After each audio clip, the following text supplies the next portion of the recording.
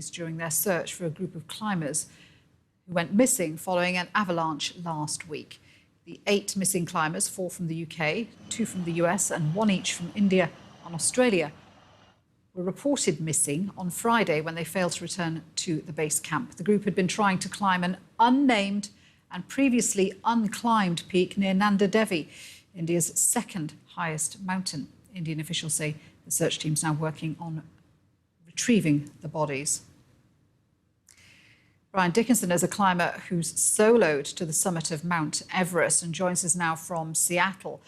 It's not looking like good news for these missing climbers.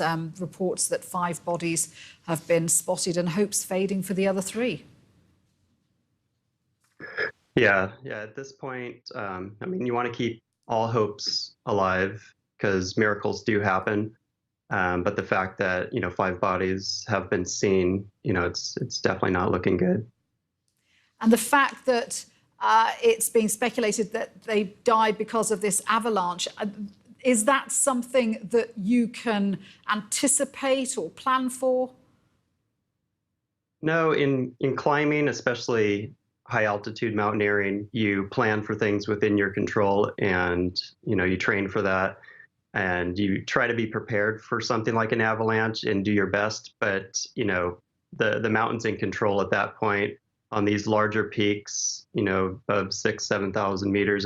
They're steep. They're really steep. So the likelihood of surviving an avalanche is very low. And in this case, since the bodies are being seen, they've most likely died on impact. And, if the rest are not alive, they're probably buried, and it can take a long time, years to find them.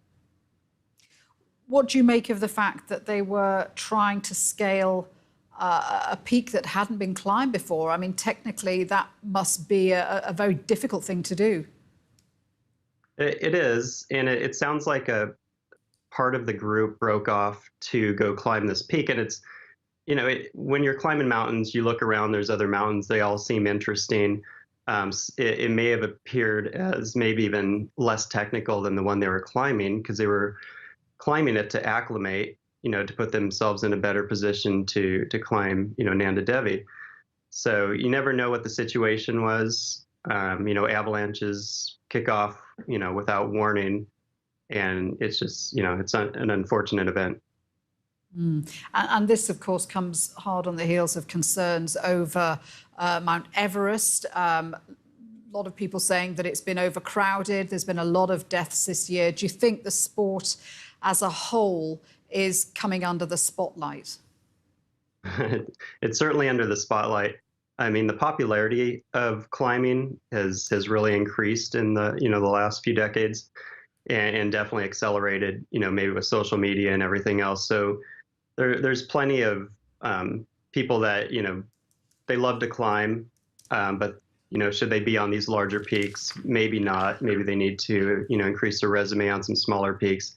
But the problem this year, it's been maybe less about the climbers, but more about the weather, because it's really, like on Everest, it really forced a lot of people through a small window to go for the summit. And that's going to increase your chances of survival, because on a good day, Everest and some of these larger peaks, it's all about survival.